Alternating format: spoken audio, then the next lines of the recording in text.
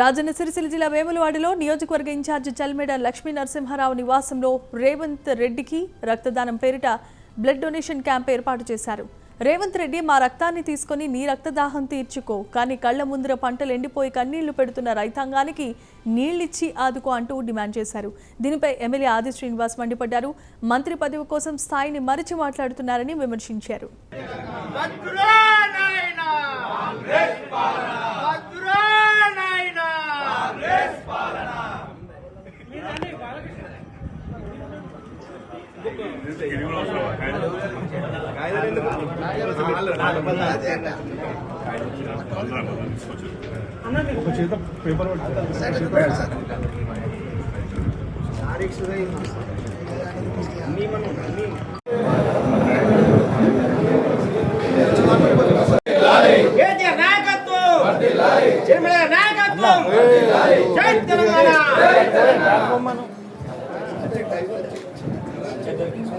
జై తెలంగాణ, జై తెలంగాణ.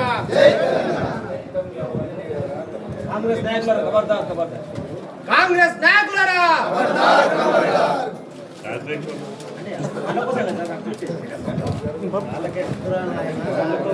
వద్దురా నాయన కాంగ్రెస్ పాలన, వద్దురా నాయన కాంగ్రెస్ పాలన, వద్దురా నాయన కాంగ్రెస్ పాలన. జై తెలంగాణ, జై తెలంగాణ, కేసీఆర్ గారి నాయకత్వం, చల్మేడ లక్ష్మీ నరసింహారావు గారి నాయకత్వం, జై తెలంగాణ. వద్దురా నాయన కాంగ్రెస్ పాలన, జోహార్ తెలంగాణ. మన వీరులకు, మన వీరులకు చల్మేడ గారి నాయకత్వం, చల్మేడ గారి నాయకత్వం. కాళేశ్వరంలోని కన్నపల్లి పంపులు వెంటనే రక్తం కావాలంటే కదరా, రక్తం కావాలంటే కదా.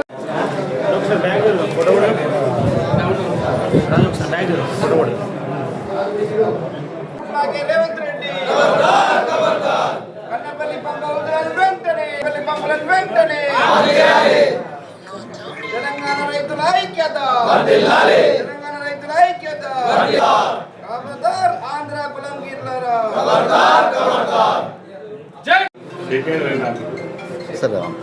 ఆంధ్రకేమో నీళ్ళ, తెలంగాణ రైతాంగ పంటలకు వెంటనే, తెలంగాణ పంటలకు వెంటనే, తెలంగాణ రైతుల పంటలకు వెంటనే. వద్దురా నాయన కాంగ్రెస్ పాలన, వద్దురా నాయన దళాలి రాజ్యం, లాఠీ రాజ్యం, లంటీ రాజ్యం. ఇదేమి రాజ్యం, ఇదేమి రాజ్యం, లాఠీ రాజ్యం, లోకీ రాజ్యం.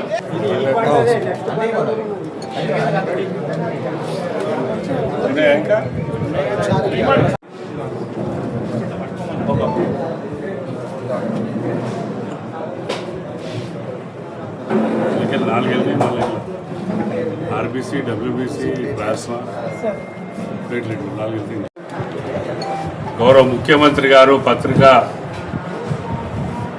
విలేకరుల సమావేశంలో ఒక పత్రికా విలేకరి అడిగిన సమాధానానికి, సార్ అల్లినో ప్రభావం వల్ల మరి వర్షాలు పడతలేవు, రైతాంగానికి నీళ్ళ సమస్య వచ్చే ప్రమాదం ఉంది, దాన్ని మీరు ఎట్లా అడ్రస్ చేస్తారు? కన్నెపల్లి పంప్ హౌస్లో ఎక్కడైతే ఫ్లో అవుతున్నాయో అక్కడ నుండి పంప్ చేస్తేనే మరి రైతులందరూ కూడా మరి నీళ్ళు మార్చుకునే వెసులుబాటు ఉంటుందంటే, రైతులను అవహేళన చేసే విధంగా ముఖ్యమంత్రి గారు వాళ్ళ రక్తం అంటే మా నాయకులు హరీష్ రావు గారు కానీ, కేసీఆర్ గారు, కేటీఆర్ గారు కానీ వాళ్ళ రక్తము తీసి పంటల మీద జల్లుతా మరి పంటలు అవే పండుతాయి అన్నారు. ముఖ్యమంత్రి గారు టీఆర్ఎస్ ఏర్పడ్డదే ఏదో రక్తం చిందించి మరి 14 సంవత్సరాలు నిరంతరంగా కొట్లాడి తెలంగాణ సాధించుకుంది. రక్తం చిందించడం కొత్త కాదు, ఇది మరి దానికి తయారయ్యే ఇలా తెలంగాణ సాధించే ప్రక్రియలో ఈ ఉద్యమం చేపట్టడం జరిగింది. ఇవాళ మీ మాటను గౌరవించి తెలంగాణ వాదులుగా బీఆర్ఎస్ పార్టీ నాయకులుగా మా రక్తాన్ని ఇక్కడ మేము మీకు పంపిస్తూ ఉన్నాము. మీరు దయచేసి రైతుల కోసము ఎన్ని లక్షల యూనిట్లైనా మేము ఇచ్చేదానికి తయారున్నాం. తెలంగాణ ప్రజల పక్షాన. మరి మీరు రాబోయే కాలంలో నీళ్ళ ఎద్దడితోనే మరి మీరు అన్నారు కదా రక్తము చల్లితే వస్తుందని, ఈ రక్తం చల్లి పంటలు పండియాలే ఈ ప్రక్రియ మీ చేతుల్లోనే పెడతా ఉన్నామని మరి మీకు తెలియజేస్తూ ఉన్నాం. ఈ కార్యక్రమాన్ని పురస్కరించుకొని ఇవాళ వేములవాడ నియోజకవర్గంలో బీఆర్ఎస్ పార్టీ తరఫున మరి మొట్టమొదటిగా నేను మా నాయకులందరూ కార్యకర్తలందరూ కూడా రక్తం ఇవ్వడం జరుగుతూ ఉంది.